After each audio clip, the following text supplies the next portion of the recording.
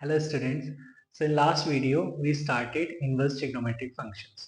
तो हमने उसमें देखा कि भाई पहले तो बेसिक डेफिनेशन देखी थी कि कैसे क्या होता है इनवर्स ऑफ अ फंक्शन, जो कि हमने रिकॉल किया था।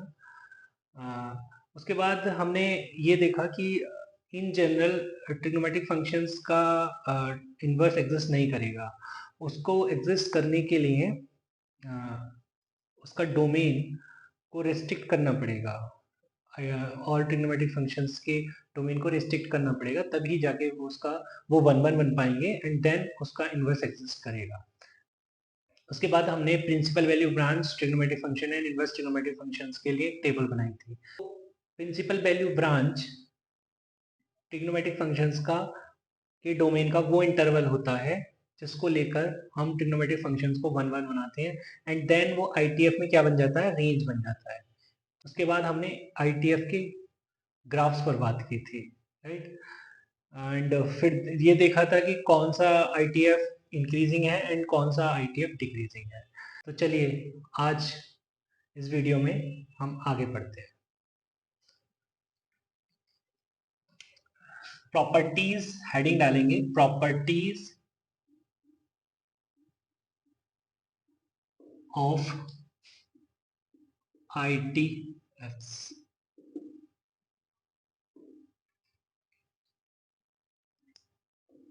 प्रॉपर्टी वन, प्रॉपर्टी वन के अंदर ए पार्ट है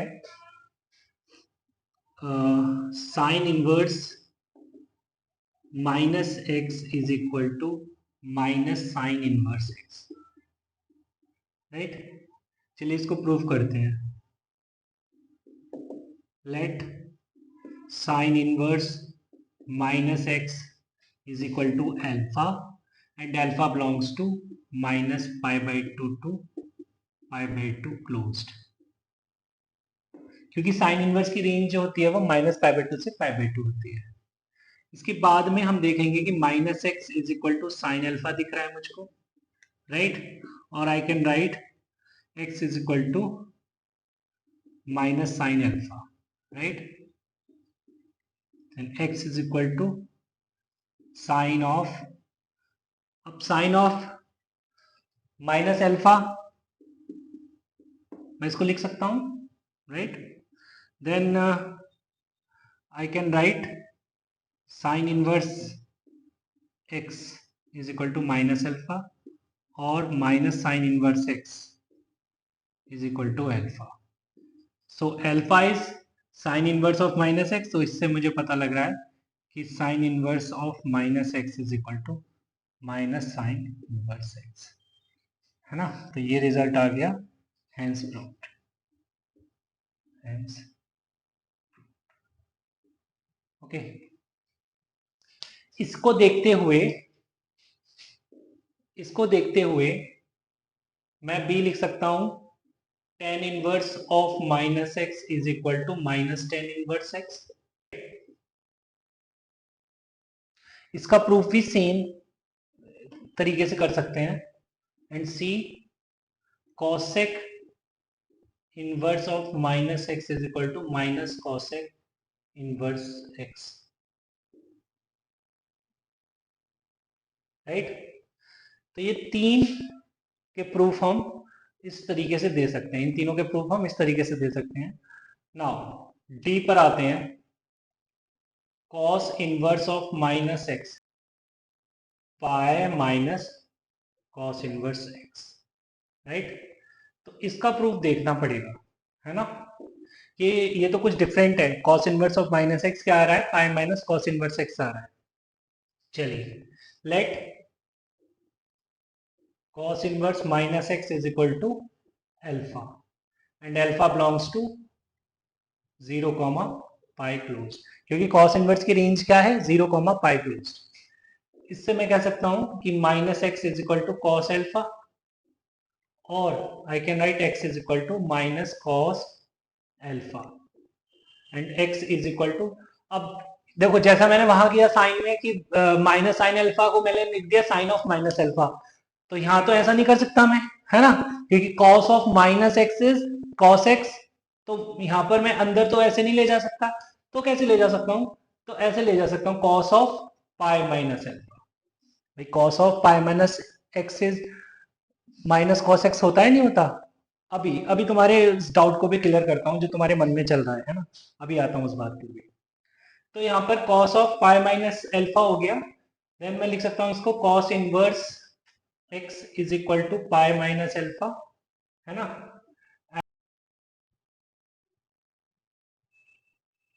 pi minus cos inverse x is equal to alpha, which is, so alpha is cos inverse minus x, and which is pi minus cos inverse x,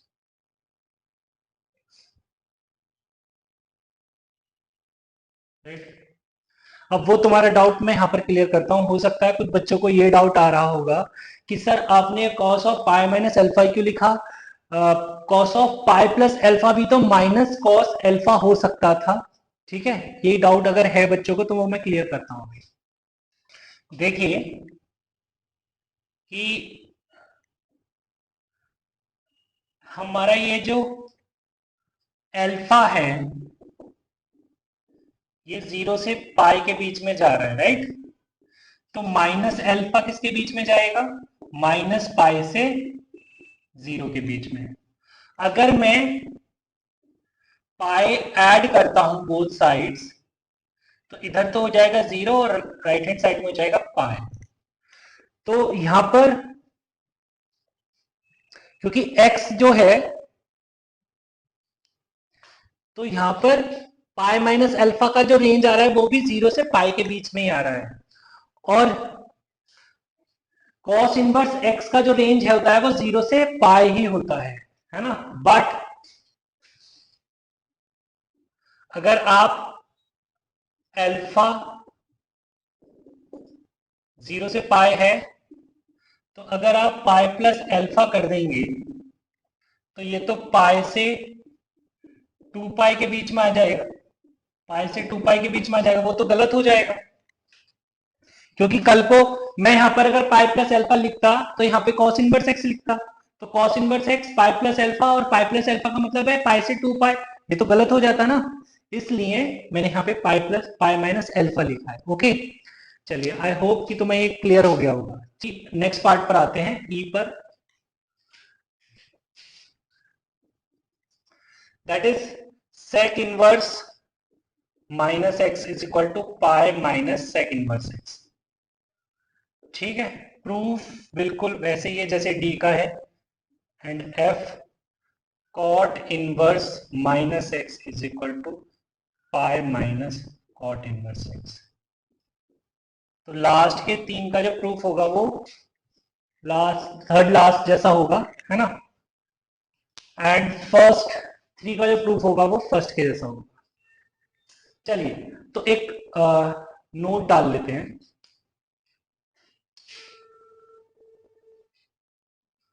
note is कि एक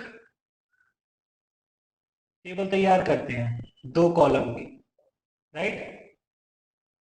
एक column में लिखेंगे हम odd function और दूसरे column में लिखेंगे हम नैनो फंक्शन, मतलब neither even nor odd function. तो फर्स्ट यहाँ पे ऑड फंक्शन में चले जाएंगे sine inverse x, tan inverse x और कॉसेक इनवर्स एक्स, और नैनो में चले जाएगा cos inverse x, sec inverse x और cot inverse x, right.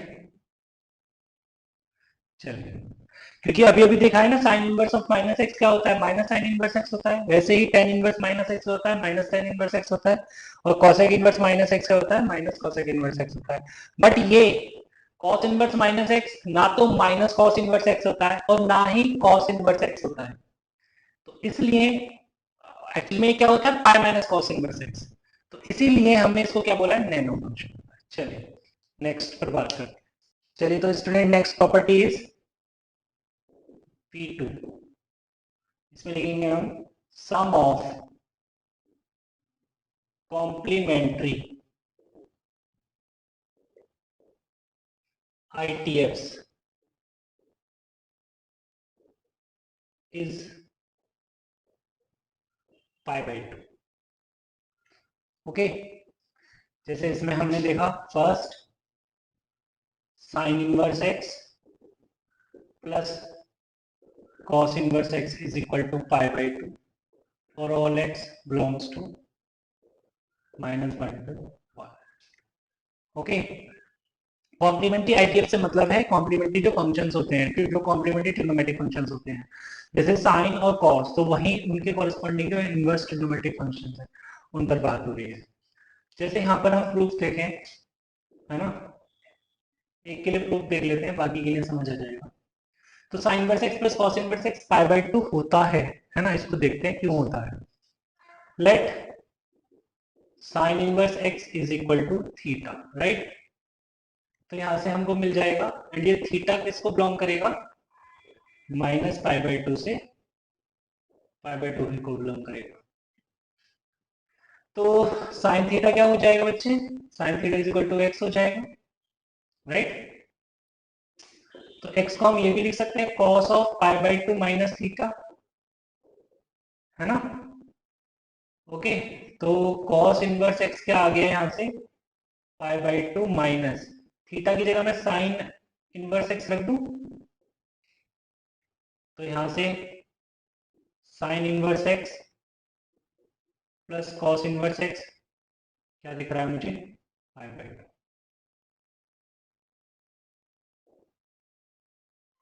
B part is tan inverse x plus cot inverse x, ये भी क्या होगा, पाई बाई 2 होगा। बट किस एक्स के लिए होगा, जब एक्स और रियल होगा, क्योंकि भाई डोमेन डोमेन पर बात होगी ना, तो टेन इनवर्स एक्स और कॉट इनवर्स एक्स का डोमेन है, इसलिए हमने यहाँ पर एक्स बिलोंग्स टू आर लिखा है, राइट। इसका प्रूफ देने की जरूरत नहीं है, क्योंकि प्रूफ वैसे ही कर सकते हैं जैसे मैंने प्रूफ ए का किया है। सी sec inverse x plus cosec inverse x, ये भी क्या है, पाई बाई 2 है, फॉर ऑल एक्स या for all mod x greater than और इक्वल टू 1। ठीक है, चलिए, तो बच्चे यहाँ पर भी हम एक नोट डालेंगे, वो नोट ये होगा, if sine inverse x plus cos inverse y is equal to pi by 2, then इससे क्या पता लगता है हमको, then x is equal to y. Okay, क्योंकि आर्गुमेंट तो साइन इनवर्स और कॉस इनवर्स के सेम होंगे ना, तभी तो उनका एडिशन जो है पाई बाई 2 मिलता है हमको। तो यहाँ से हम क्या कंक्लूड करते हैं कि x is equal to y. चलिए क्वेश्चन करते हैं। चलिए स्टूडेंट, तो question is if sine inverse x is greater than cos inverse x then find x। चलिए, तो इस क्वेश्चन को हम दो तरीके से करेंगे, ठीक है। एक तो नॉर्मली करेंगे और दूसरा तरीका होगा ग्राफिकल में। चलिए, तो method 1, sine inverse x greater than cos inverse x, right. तो sine inverse x greater than cos inverse x की जगह मैं लिख सकता हूं पाई बाई 2 माइनस, ओके, तो ऐसे भी लिखा जा सकता है 2 sign inverse x greater than pi by 2, है ना। ऐसे भी लिखा जा सकता है sine inverse x greater than pi by 4, right भाई।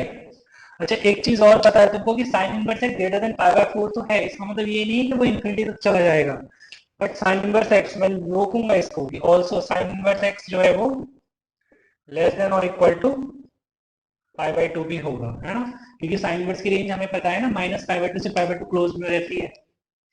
तो देयरफॉर साइन इनवर्स एक्स जो हो गया वो ग्रेटर देन पाई बाई 4 हो गया, बट लेस देन और इक्वल टू पाई बाई 2 हो गया। अब क्योंकि साइन इनवर्स एक इंक्रीजिंग फंक्शन है, तो इसको मैं हटाऊं या इसको मैं लगाऊं, इनइक्वालिटी चेंज नहीं होगी। अगर मैं साइन इनवर्स को हटाता हूं, रिमूव करता हूं, तो यहाँ पे एक्स रह जाएगा, और रिमूव करने का मतलब कि इधर और इधर साइन आ जाएगा, तो यहाँ पे हो जाएगा साइन पाई बाई 4 और यहाँ हो जाएगा sine pi by 2, right. So sine pi 4 is 1 by root 2, और this is sine pi by 2। तो x का इंटरवल क्या आ गया बच्चे, ओपन 1/√2 से, सॉरी इधर 1 आएगा ना, ओपन 1/√2 से 1 closed. So this is the final answer. तो एक तो तरीका ये था, है ना। एक तरीका और है, मेथड 2 देखते हैं कि अगर मैं दोनों का ग्राफ ड्रॉ करता हूं, है ना, दोनों का ग्राफ ड्रॉ करता हूं, तो कॉस इनवर्स का ग्राफ ये हो गया, ये पाई से 0 से पाई जाता है ना कॉस इनवर्स, और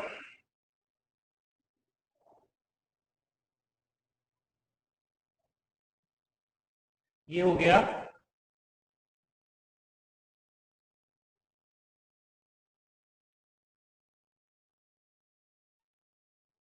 साइन इनवर्स का ग्राफ, राइट। अब this is y is equal to cos inverse x and this is y is equal to sine inverse. अब देखिए क्वेश्चन की डिमांड क्या है कि साइन इनवर्स हमेशा कॉस इनवर्स से बड़ा होना चाहिए। बड़ा होना चाहिए का मतलब है कि साइन इनवर्स का ग्राफ ऊपर होना चाहिए कॉस इनवर्स से। तो वो कौन से एक्स हैं जिनको लेकर साइन इनवर्स का ग्राफ ऊपर होगा कॉस इनवर्स से, ठीक है। तो यार देखो यहाँ ये मीट कर रहे हैं, ये दोनों कहाँ मीट कर रहे हैं, कॉस और साइन। बचपन से तो पता है ना आपको कॉस और साइन कहाँ बराबर होते हैं, पाई/4 पे बराबर होते हैं ना। तो इधर y एक्सिस पे आज एंगल आ रहे हैं, यहाँ पाई/4 हो जाएगा, यहाँ पाई/4 हो जाएगा, तो यहाँ पे 1/√2 आ जाएगा। अब देखिए, बट यहाँ पे तो दोनों मिल गए, है ना। बट उसने क्या, मिलने का क्या मतलब है कि दोनों बराबर जहां हो गए। बट हमें बराबर नहीं चाहिए, हमें बड़ा चाहिए साइन इनवर्स। मतलब ये यहाँ पर क्या आएगा, एक ओपन इंटरवल आएगा, राइट, 1/√2। और फिर उसके बाद जो है वो आगे बढ़ जाएगा। तो बट वो 1 तो अटेन कर सकता है ना, उस पे उसकी मैक्सिमम वैल्यू पाई/2 है, साइन इनवर्स की मैक्सिमम वैल्यू पाई/2 है। तो उसको तो कोई दिक्कत नहीं है कॉस इनवर्स को, मतलब वो तो यही कह रहा है ना कि बस छोटा होना चाहिए उन्हें, ठीक है। तो यहां से क्या पता लग रहा है, फ्रॉम ग्राफ मैं कह सकता हूं कि x का जो इंटरवल आएगा वो क्या आएगा, 1/√2 ओपन से 1 क्लोज्ड। ओके, चलिए अगर ग्राफ पे कमांड है तो थोड़ा क्वेश्चन में टाइम कम लगता है ना। चलिए आगे चलते हैं। चलिए स्टूडेंट, तो नेक्स्ट क्वेश्चन देखते हैं। Value of sine inverse 3 plus x plus cos inverse 3 plus x plus sign inverse x plus cos inverse x, ठीक है, इसकी वैल्यू बतानी, ठीक है, कोई दिक्कत नहीं है। अब कुछ बच्चों की आंखें चमक रही होंगी, कह रहे होंगे सर देखिए आर्ग्यूमेंट सेम है, आर्ग्यूमेंट सेम है, इससे क्या मिल जाएगा सर हमको पाई/2, राइट। इधर आर्ग्यूमेंट सेम है, इधर आर्ग्यूमेंट सेम है, इससे भी क्या मिल गया पाई/2 प्लस पाई/2, आंसर इज पाई, है ना। बहुत ही सिंपल क्वेश्चन था, बट बिल्कुल गलत है ना, बिल्कुल गलत है, ऐसा बिल्कुल नहीं होगा, ठीक है। वो जो प्रॉपर्टी लिखी थी तो भूल गए यार, sine inverse x plus cos inverse x pi बोला था, बट किस एक्स के लिए बोला था, जब एक्स -1 से 1 क्लोज में थे, ठीक है। तो इसको भी पाई/2 तब बोलूंगा जब मैं 3 प्लस एक्स को -1 से 1 बोल दूं, है ना। इसका करेक्ट वे क्या होना चाहिए, है ना, करेक्ट वे, करेक्ट वे क्या होना चाहिए, फर्स्ट एक तो 3 प्लस एक्स -1 से 1 के बीच में होना चाहिए, राइट। तो यहां से मुझे क्या पता लग रहा है, एक्स जो होना चाहिए वो -4 से -2 होना चाहिए, राइट। एंड सेकंड कि x जो है वो तो -1 से 1 के बीच में होना चाहिए, है ना। अब मैं फर्स्ट और सेकंड का इंटरसेक्शन अगर लूं, नाउ फर्स्ट इंटरसेक्शन सेकंड, तो x -4 से -2 जा रहा है, एक -4 से -2 जा रहा है, राइट। और एक जा रहा है -1 से 1। क्या इन दोनों में कुछ कॉमन आया, आया क्या, फाई, कुछ कॉमन नहीं आया। इसका मतलब x बिलोंग्स टू पाई, ऐसा कुछ नहीं, ऐसा कोई x नहीं है जो इस इक्वेशन को सेटिस्फाई करे, है ना।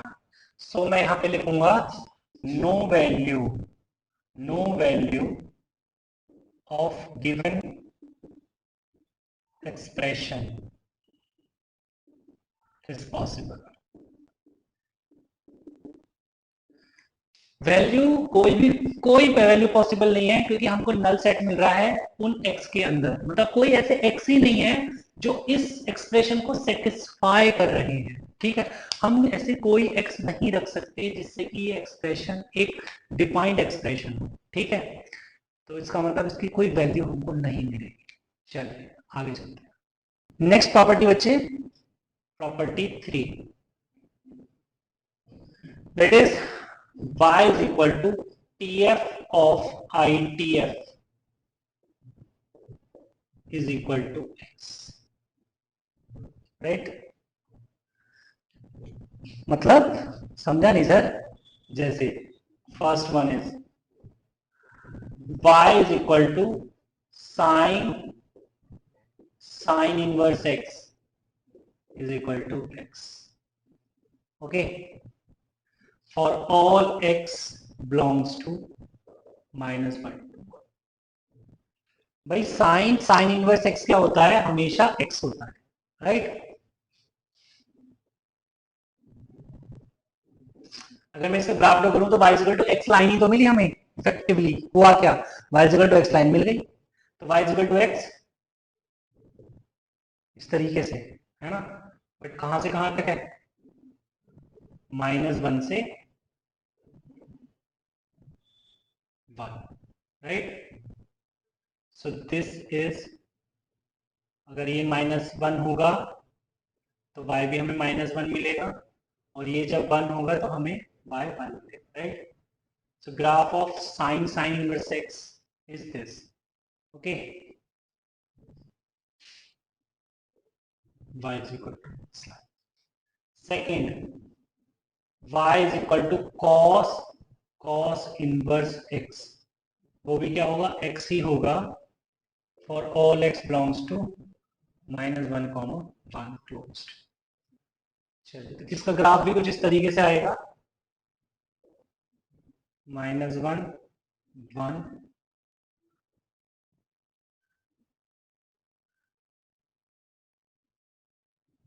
जब ये 1 है तो y भी 1 मिल रहा है, और जब x -1 है तो y भी -1 ही मिल रहा है। This is again y is equal to x। तो यही तो लिखा है, बाहर ट्रिग्नोमेट्रिक फंक्शन, अंदर इनवर्स ट्रिग्नोमेट्रिक फंक्शन। अगर होता है देन हमें y क्या मिलता है? x मिलता है, ठीक है? बट किसके लिए x मिलता है? हमेशा x नहीं मिलेगा, मतलब फॉर रियल x नहीं, फॉर ऑल x नहीं मिलेगा। हमें मिलेगा कि भाई अंदर जो बैठा फंक्शन है उसका डोमेन क्या है, उसको देखते हुए हम उतना ही ग्राफ ड्रॉ करेंगे, ठीक है?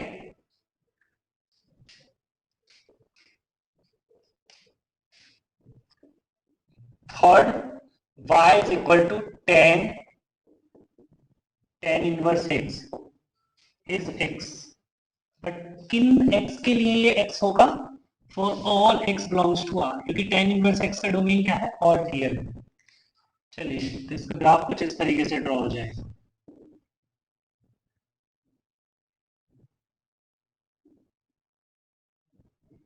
y is equal to, right? And fourth one is y is equal to cot inverse x is also x for all x belongs to R। तो इसका ग्राफ भी कुछ यूं ड्रॉ हो जाएगा,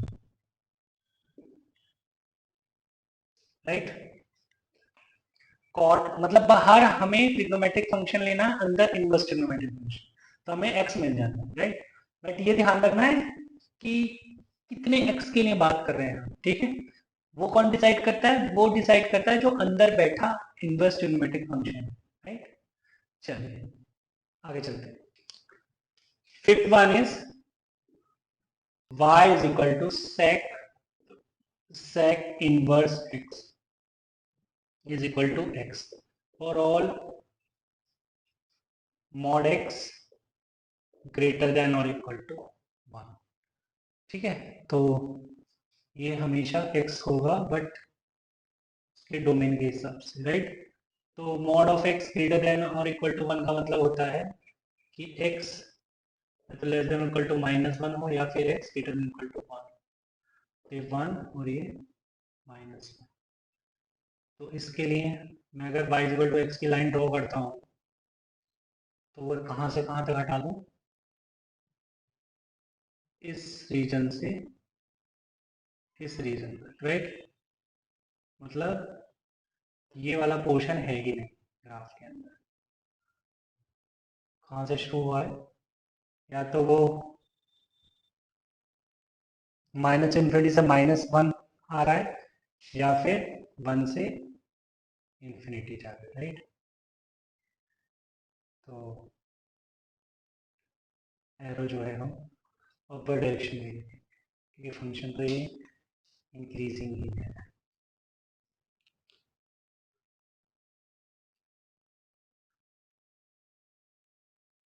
ओके, चलिए।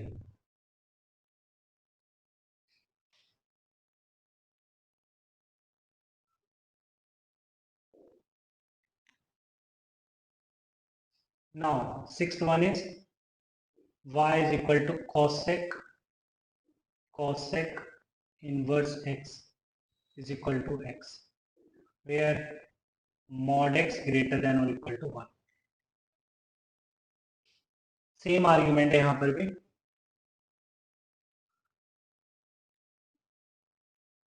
वन -1।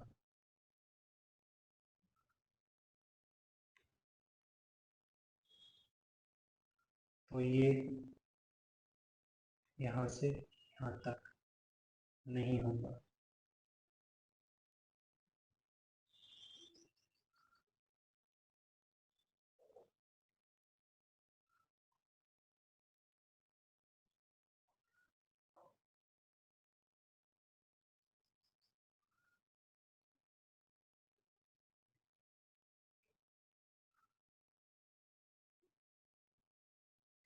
इस पर हमें वैल्यू 1 मिलेगी यहाँ पर,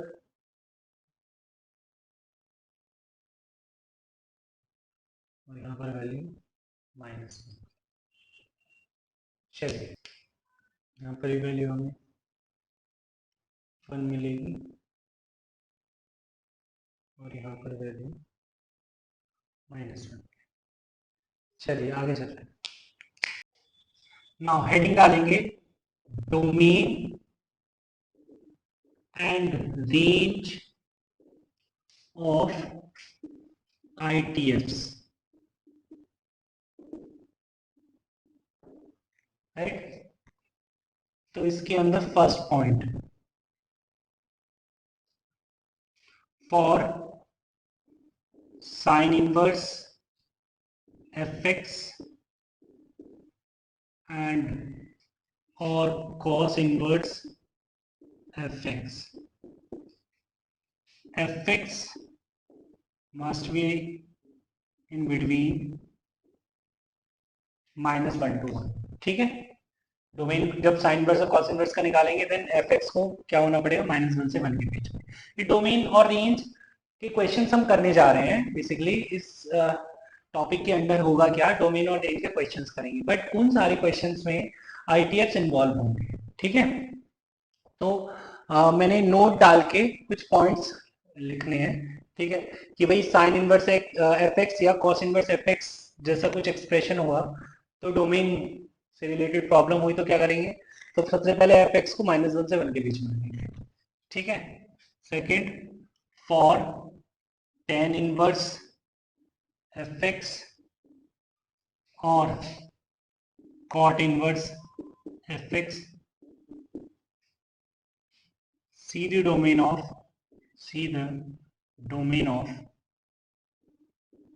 fx, ठीक है। Point number 3, for sec inverse fx और cosec inverse fx, mod of fx is greater than or equal to 1, ठीक है। ये चीज करने वाले हैं। फोर्थ, आर क्लब, पे आर क्लब डालते हैं, ठीक है, और ब्रैकेट में लिखेंगे इसके साथ members of R club have domain as all real, ठीक है। मतलब आर क्लब के अंदर वो फंक्शन आ रहे हैं जिनका डोमेन ऑल रियल है, ठीक है। जैसे first y is equal to a to the power x, exponential function. Second, y is equal to sin x, cos x, tan inverse x, cot inverse x, right? और y is equal to fractional part of x, y is equal to box x, y is equal to mod x, y is equal to signum x.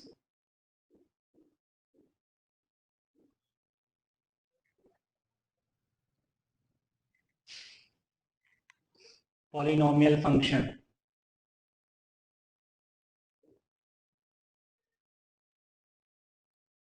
constant function,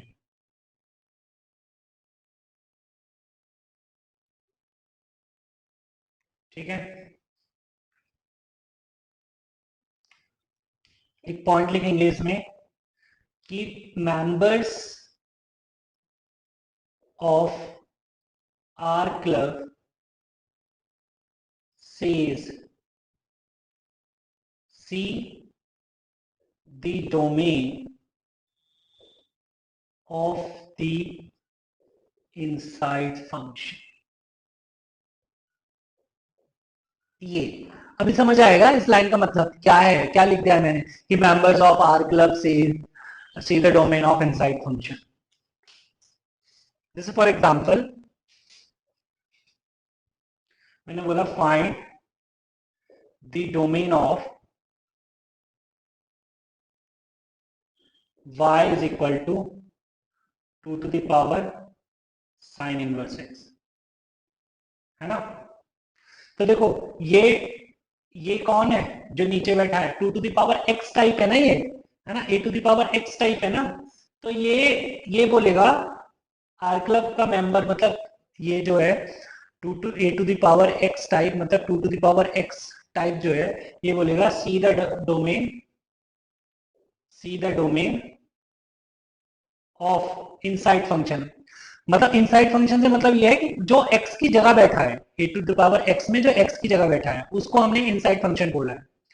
तो ये बोलेगा कि भैया आप एक काम करो, जो मेरे अंदर है, मतलब कि जो ऊपर बैठा है उसका डोमेन देख लो, तो सीधा domain of sine inverse x, right. तो हमें पता है कि साइन इनवर्स एक्स का डोमेन क्या होता है, ये तो -1 से 1 होता है। इसका मतलब जो डोमेन आ गया फंक्शन का वो आ गया -1 से 1। इसका ये मतलब है इस लाइन का, राइट। चलिए और कुछ पॉइंट ऐड करते हैं इसमें नोट में।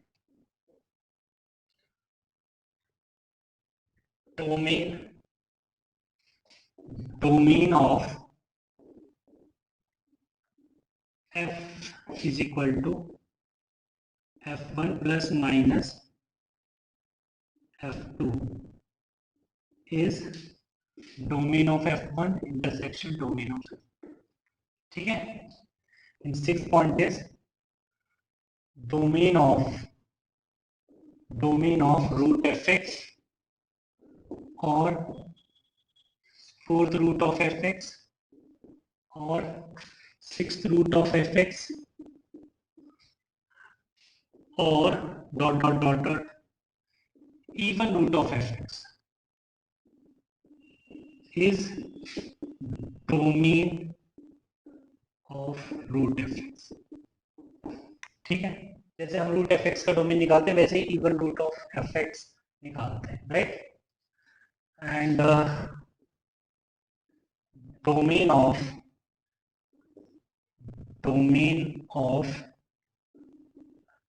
odd root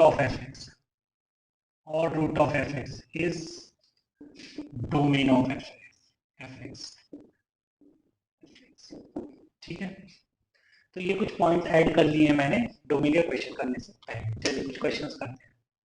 find domain of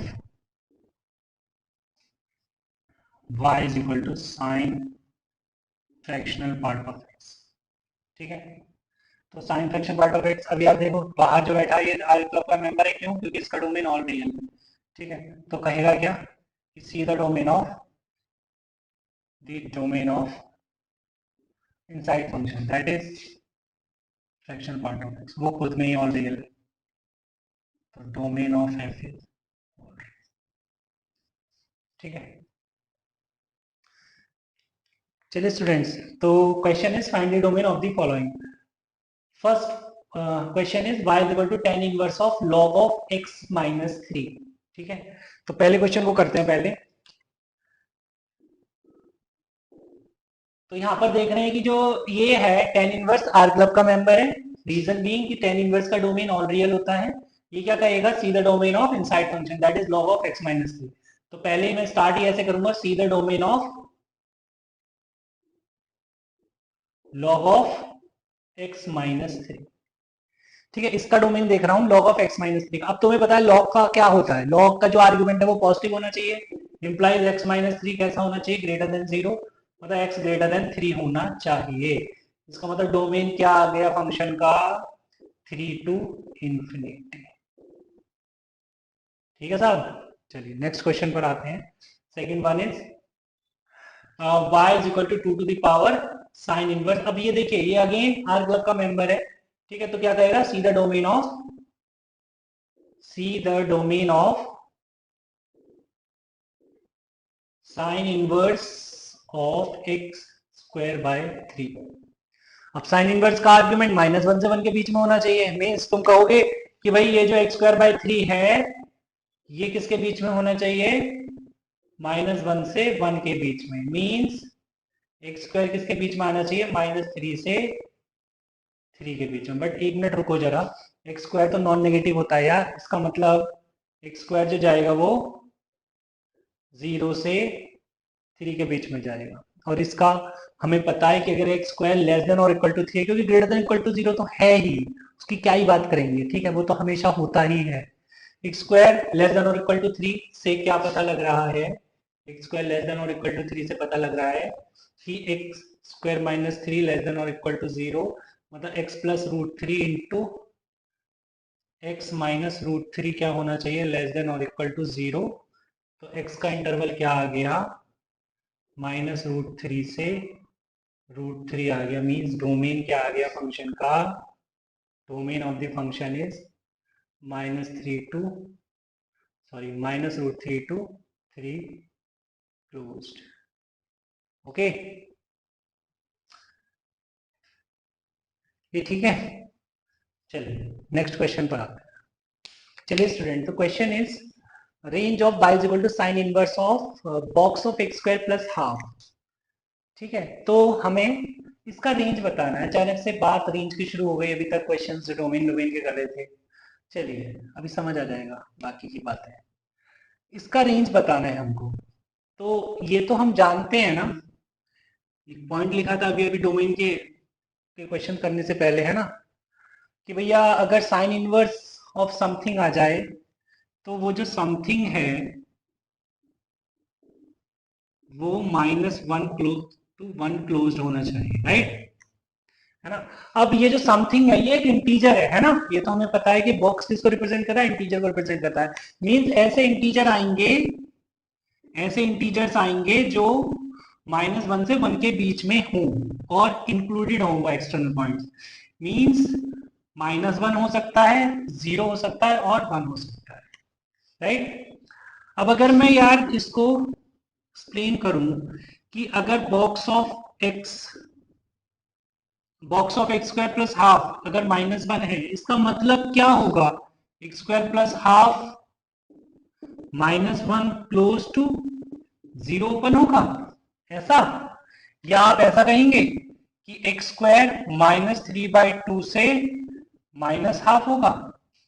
कभी स्क्वायर ऐसा हो सकता है, नेगेटिव हो सकता है कभी, तो ऐसा कभी नहीं होगा। मींस ये वाली चीज ही नहीं हो सकती पॉसिबल। इसका मतलब box of x square plus half या तो 0 होगा या फिर 1 होगा। ठीक है, अगर 0 हुआ बच्चे, है ना, या तो 0 होगा या 1 होगा, मतलब हमें इसका रेंज निकालना है, हमें इसका रेंज निकालना है। तो हमें x की बात नहीं करनी है ना, x अगर किसी को खुशी हो निकालने में तो वो निकाल ले, है ना, वेल एंड गुड है।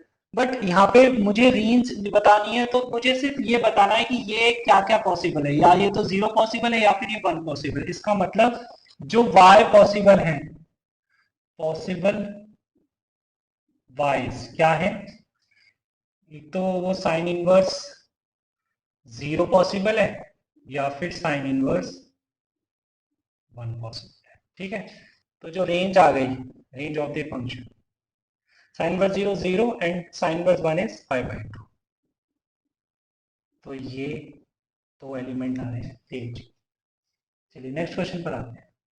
चलिए student, next question is range of y is equal to sine inverse box of x square plus half plus box of x square minus half.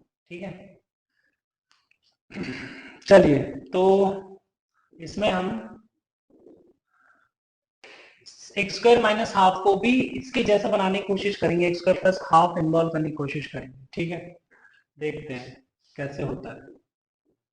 इसको लिखा हमने sign inverse x square plus half, right, plus cos inverse box of x square plus half को मैंने लिख दिया इस तरीके से, x square plus half, right.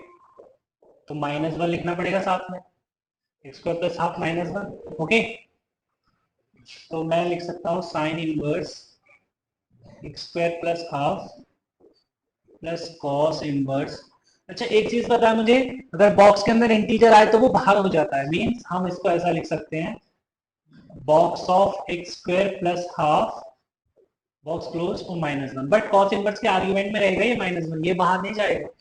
Okay, चलिए नाउ अब हमें मुझे ये पता है, क्या पता है मुझे, कि एक्स स्क्वायर प्लस हाफ जो होता है, यार ये क्या पॉसिबल है ना। अगर मैं साइन इनवर्स को डिफाइन करना चाहूं तो box of x square plus half -1 से 1 के बीच में रहेगा, है ना। तो मैं ये तो कह सकता हूं कि -1 तो कभी नहीं हो सकता, जैसे पिछले क्वेश्चन में देखा ही था। तो यार ये तो या तो 0 होगा या फिर ये 1 होगा, है ना। तो अगर box of x square plus half 0 आता है, इसका मतलब y क्या आ जाएगा, sine inverse 0 plus cos inverse 0 -1, that is -1, cos inverse -1। ठीक है बेटे, बेटा, तो sine inverse 0 0 and cos inverse -1।